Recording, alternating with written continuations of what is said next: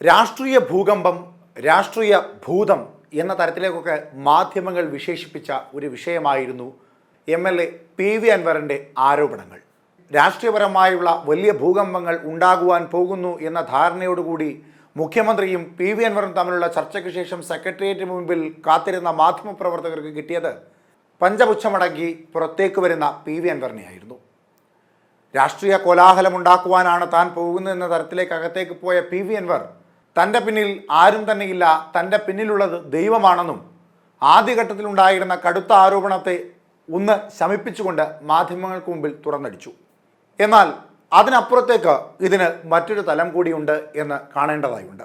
മുഖ്യമന്ത്രി പിണറായി വിജയനെ കണ്ട് തൻ്റെ പരാതികളും ആരോപണങ്ങളും അദ്ദേഹത്തെ അറിയിച്ചതിന് ശേഷം പിന്നീട് PV അൻവർ പോയത് CPM സംസ്ഥാന സെക്രട്ടറിയായ MV ഗോവിന്ദൻ മാഷിൻ്റെ അരികിലേക്കാണ്. അവിടെയും കാര്യങ്ങൾ വ്യക്തമായി അറിയിച്ചു. അതായത് മുഖ്യമന്ത്രി പിണറായി വിജയൻ കൈകാര്യം ചെയ്യുന്ന ആഭ്യന്തര വകുപ്പ് പാർട്ടിക്കും മീതെയാണ് പ്രവർത്തിക്കുന്നത് എന്ന ബോധ്യം പാർട്ടിക്കുണ്ടാകണമെന്ന് ഓർമ്മപ്പെടുത്തുകയായിരുന്നു PV അൻവർ. മുഖ്യമന്ത്രി പിണറായി വിജയനോട് അദ്ദേഹത്തിൻ്റെ ഇടവും വലവുമായി നിൽക്കുന്ന രണ്ടു പേർക്കെതിരെ ആരോപണം ഉന്നയിക്കുമ്പോൾ സ്വാഭാവികമായും മുഖ്യമന്ത്രി പിണറായി വിജയൻ തനിക്കെതിരെ ചില നടപടികൾ എടുക്കുവാൻ സാധ്യതയുണ്ട് എന്ന് ബോധ്യപ്പെട്ട PV അൻവർ ഒരു മുഴ മുൻപേ ചാടി എന്ന് വേണമെങ്കിൽ പറയാം. CPMന്റെ സംസ്ഥാന സെക്രട്ടറി ഗോവിന്ദൻ മാഷിനെ കണ്ട കാര്യങ്ങൾ വ്യക്തമാക്കുമ്പോഴും PV അൻവറിൻ്റെ ഉദ്ദേശം മറ്റൊന്നായിരുന്നു: പാർട്ടിയെ ധരിപ്പിക്കുക. മുഖ്യമന്ത്രി പിണറായി വിജയന്റെ കൂടെ ഉള്ളവരും മുഖ്യനും ചെയ്യുന്ന അഴിമതികളിൽ പാർട്ടി മറുപടി പറയേണ്ട അവസരം വരും എന്ന ബോധ്യപ്പെടുത്തൽ. ഒപ്പം തനിക്ക് ഇത്തരത്തിൽ പല രഹസ്യങ്ങളും പാർട്ടിക്കെതിരായി അറിയാം, അതുകൊണ്ട് വരും കാലങ്ങളിൽ തന്നെ വേണ്ട രീതിയിൽ പരിഗണിക്കണമെന്ന ആവശ്യം PV അൻവർ മുൻപോട്ട് വെക്കുകയും ചെയ്യുന്നു.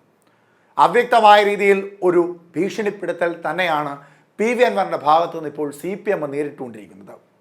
ഒന്നനങ്ങിയാൽ താൻ സത്യങ്ങളെല്ലാം നിയമത്തിന് മുൻപിൽ കൊണ്ടുവരുമെന്ന് അദ്ദേഹം പറയുമ്പോൾ ഇതെല്ലാം ചോദ്യമുനകളായി ചെന്ന് നിൽക്കുന്നത് മുഖ്യമന്ത്രി പിണറായി വിജയൻ്റെയും CPM എന്ന പാർട്ടിയുടെയും മുൻപിലേക്കാണ് എന്നത് സ്പഷ്ടം തന്നെയാണ്. ഇവിടെ PV അൻവർ മുഖ്യധാരയിലേക്ക് വരുന്നു.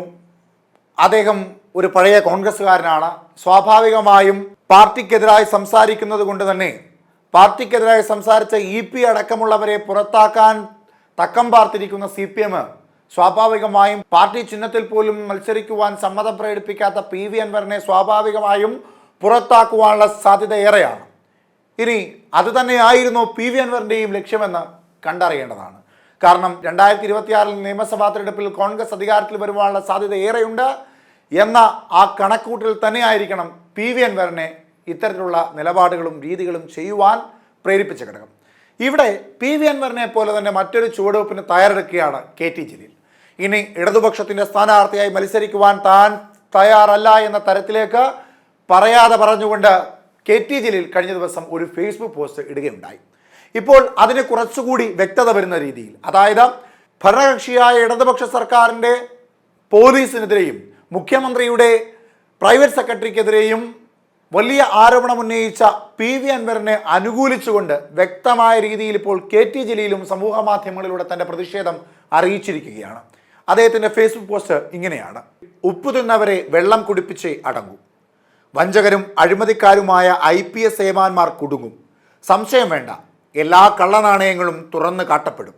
ഒരുറ്റു ദയ പോലും അറിയിക്കാത്ത പോലീസ് പ്രമുഖന്മാർ തൽസ്ഥാനങ്ങളിൽ നിന്ന് തൂത്തെറിയപ്പെടും. കാക്കിയുടെ മറവിൽ എന്തും ചെയ്തത് തടിതപ്പാമെന്ന മോഹം സഫലമായിരുന്ന പതിറ്റാണ്ടുകൾക്ക് അന്ത്യം കുറിക്കപ്പെട്ടു കഴിഞ്ഞു. ചുമരുകൾക്ക് ജീവനുള്ള കാലമാണിത്.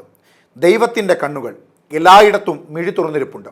സ്വർണ്ണക്കടത്തിൽ പങ്കാളികളായവരുടെ സാമ്പത്തിക സ്രോതസ്സുകൾ അടിയോടെ മാന്തിപ്പുറത്തിടും. രാത്രിയുടെ അന്ത്യയാമങ്ങളിൽ കടത്തിക്കൊണ്ടുപോയ വസ്തുക്കൾ ഏത് കടലിൽ മുക്കിത്താഴ്ത്തിയാലും കണ്ടെത്തും. സാധാരണ ജനങ്ങളെ ബുദ്ധിമുട്ടിച്ച് കൈക്കൂലി കീശയിലാക്കുന്ന സർക്കാർ ഉദ്യോഗസ്ഥർ കരുതിയിരിക്കുക. നിങ്ങളെ തേടി വരുന്നുണ്ട് പൊതുപ്രവർത്തകരുടെ ഒളിക്യാമറകൾ. എല്ലാം സംഭവിക്കേണ്ട പോലെ തന്നെ സംഭവിക്കും. ആർക്കും പരിരക്ഷ കിട്ടില്ല. ചാവേറുകളാകാൻ തീരുമാനിച്ചവരെ ഒരു ശക്തിക്കും അടക്കി നിർത്താനാവില്ല. ചരിത്രത്തിലാദ്യമായി 125-ലധികം പോലീസ് ഓഫീസർമാരെ അവരുടെ കയ്യിലിരിപ്പിൻ്റെ ഗുണം കൊണ്ട് സർവീസിൽ നിന്ന് നിന്നേക്കുമായി പിരിച്ചുവിട്ട മുഖ്യമന്ത്രിയാണ് കേരളം ഭരിക്കുന്നത്. കുറ്റവാളികൾ ആ ധീരസഖാവിൽ നിന്ന് ഒരു തരിമ്പ് പോലും അനുകമ്പ പ്രതീക്ഷിക്കേണ്ട. ചുണ്ടിനും കപ്പിനുമിടയിലെ ഏതാനും സമയത്തേക്ക് സാങ്കല്പിക കഥകൾ മെനയുന്നവർ നിരാശപ്പെടും. PV അൻവർ MLA പറഞ്ഞതിൽ സത്യമുണ്ടെങ്കിൽ ബന്ധപ്പെട്ട ഉദ്യോഗസ്ഥർ പരാതി നൽകട്ടെ.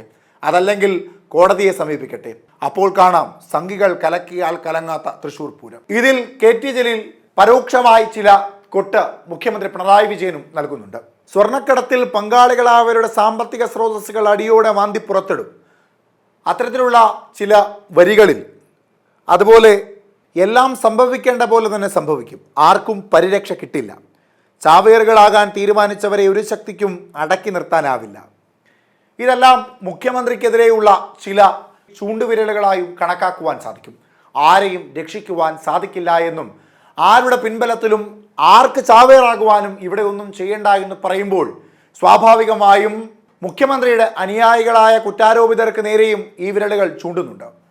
അപ്പോൾ ഒന്നുറപ്പിക്കാം, മുഖ്യമന്ത്രി പിണറായി വിജയന് പരോക്ഷമായ രീതിയിൽ ചില വെല്ലുവിളികൾ നൽകുന്ന അല്ലെങ്കിൽ അദ്ദേഹത്തെ അവ്യക്തമായ രീതിയിൽ ഭീഷണിപ്പെടുത്തുവാൻ ശ്രമിക്കുന്ന പി വി അൻവറിനോടൊപ്പം ഇപ്പോൾ കെ ടി ജലീലും ചേർന്നിരിക്കുന്നുവെന്നും സ്വാഭാവികമായും ഇടതുപക്ഷത്തിൻ്റെ കൈകളിൽ നിന്ന് ഭരണം 2026 നഷ്ടപ്പെടാൻ പോകുന്നുവെന്ന് ബോധ്യപ്പെടുന്ന കെ ടി ജലീലും പി വി അൻവറും സ്വാഭാവികമായും ഇനി ചുവടുമാറ്റം നടത്തുവാൻ സാധ്യതയേറെയാണ്.